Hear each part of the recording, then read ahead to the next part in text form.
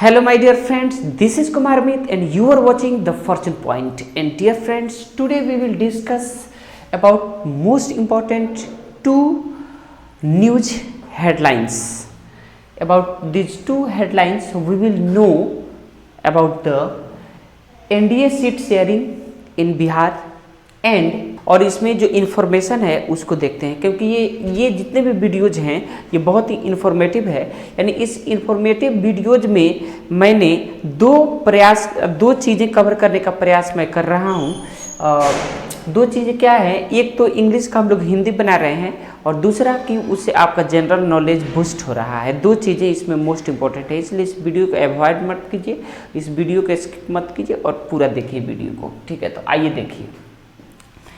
NDA seats sharing इन बिहार, यानी बिहार में NDA मतलब national democratic alliance. National democratic alliance जो है बीजेपी और इसका जेडीयू का क्या है, गठबंधन है। उसमें और भी पार्टियां हैं, जैसे हम हो गया, एलजेपी हो गया, ये सारी पार्टियों को मिला करके और बनाया गया है एनडीए, नेशनल डेमोक्रेटिक अलायंस, जो कि बिहार में अभी लड़ रही है। ठीक है, अब इन दोनों के बीच में सीट शेयरिंग हुआ है। एनडीए में जो सीट शेयरिंग हुआ है बिहार में, उसमें देखते हैं किसको कितना कितना सीट मिला। तो देखिए बीजेपी, ठीक है, BJP to contest on 17 seats. BJP लड़ेगी कितने सीट पर? 17 सीट पर बीजेपी लड़ेगी। जनता दल यूनाइटेड, नीतीश कुमार की पार्टी, गेट्स 16, इनको मिला है 16 सीट। ये 16 सीट पर ये लोग लड़ेंगे। 5 सीट्स फॉर एलजेपी, लोक जनशक्ति पार्टी। ठीक है, लोक जनशक्ति पार्टी, यानी इन लोगों को मिला है, ये रामविलास पासवान की पार्टी है। ठीक है, तो इनको मिला है 5 सीट्स। ये तो हेडिंग हो गया। अब आइए देखते हैं इसके अंदर क्या है। देखिए, द नेशनल डेमोक्रेटिक अलायंस, जिसको हम एनडीए बोल रहे थे, याद रखिएगा एनडीए का पूरा नाम होता है नेशनल डेमोक्रेटिक अलायंस। ठीक है, इन बिहार में अनाउंस यानी घोषणा किए। ठीक है, इसने एनडीए ने घोषणा किया, क्या घोषणा किया? इट्स सीट, ये अपने सीट शेयरिंग को, सीट के बंटवारा का जो एग्रीमेंट है, जो सीट बंटवारा का जो एग्रीमेंट है वो ये लोग साझा किए। ठीक है, अब देखिए, बीजेपी कंटेस्टिंग 17 सीट्स, बीजेपी 17 सीटों पर लड़ेगी, यानी बीजेपी को 17 सीट मिला।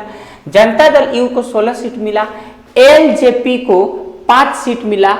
हम, ठीक है, हम को मिला कितना? 1 सीट मिला। और आरएलपी को कितना मिला है? 1 सीट मिला है। ठीक है, अब देखिए, the Lok Sabha elections in Bihar में जो लोकसभा इलेक्शंस होने हैं विल बी हेल्ड, ये होगा इन 7 फेजेज। कितने फेजेज में होगा, कितने चरण में होगा?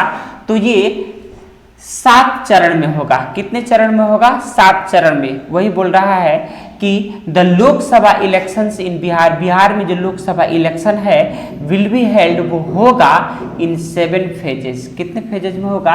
तो 7 फेजेज में होगा। ठीक है, कब से कब तक होगा? तो फ्रॉम 19 अप्रैल टू जून 1, यानी 1 जून से 1 जून तक ये चलेगा और 19 अप्रैल से शुरू होकर के 1 जून तक चलेगा। ठीक है, अब देखिए, इन 2019, अगर 2019 की हम बात करें तो एनडीए, नेशनल डेमोक्रेटिक अलायंस ने 39 सीट यानी 39 सीट जीते थे ये लोग। ठीक है, इस पार्टी ने यानी इस अलायंस ने कितने? 39 सीट्स ये लोग जीते थे। अब देखिए, इसमें बहुत मतलब जो इम्पोर्टेंट चीज़ है वो क्या है, ये 39 सीट ये लोग जीते थे आउट ऑफ 40।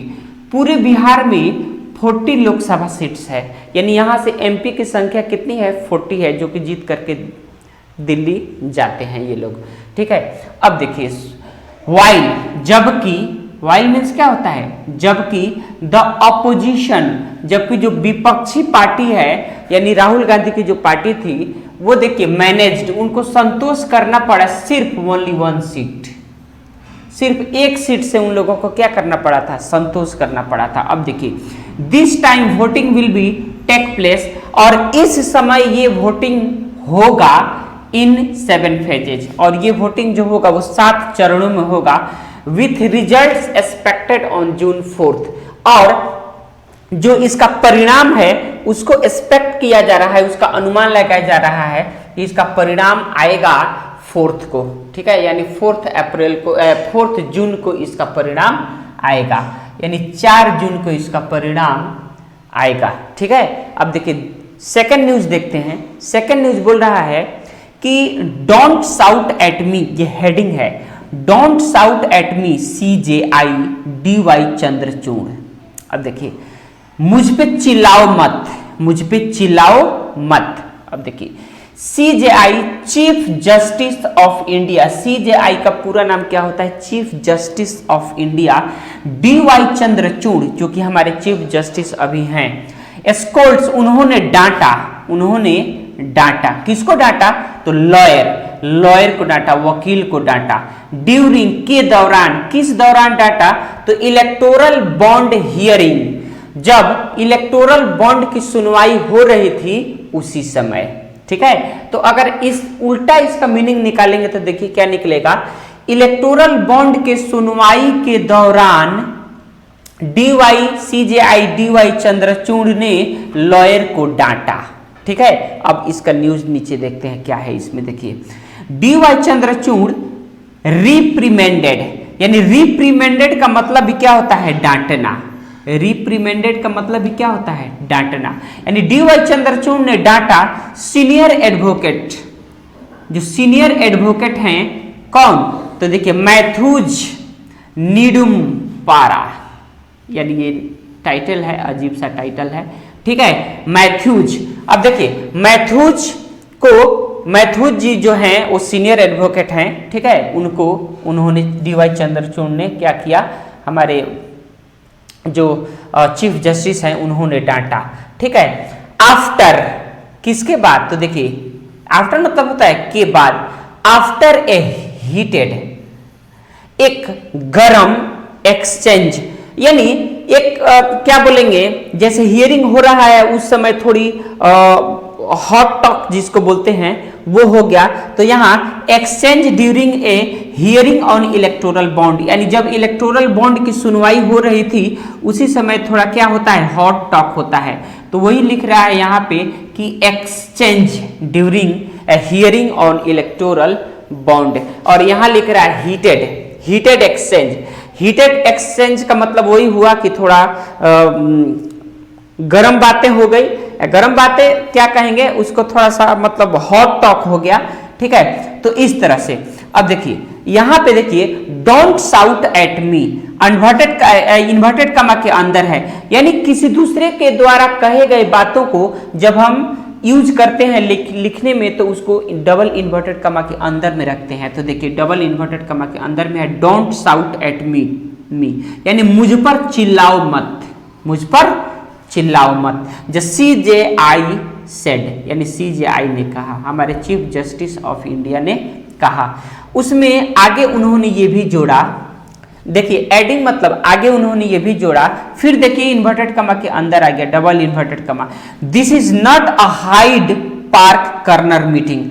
ये उन्होंने बोला कि देखिए ये हाइड पार्क कर्नर मीटिंग नहीं है, यानी हाइड पार्क कर्नर मीटिंग का मतलब होता है कि ये खुली जनता के बीच या खुली स्पेस में ये सब नहीं हो रहा है, ठीक है। हम लोग जो भी फैसला ले रहे हैं ये हम लोग एक सेपरेट जगह पे ले रहे हैं, यानी जनता के बीच में हम लोग नहीं हैं, ठीक है।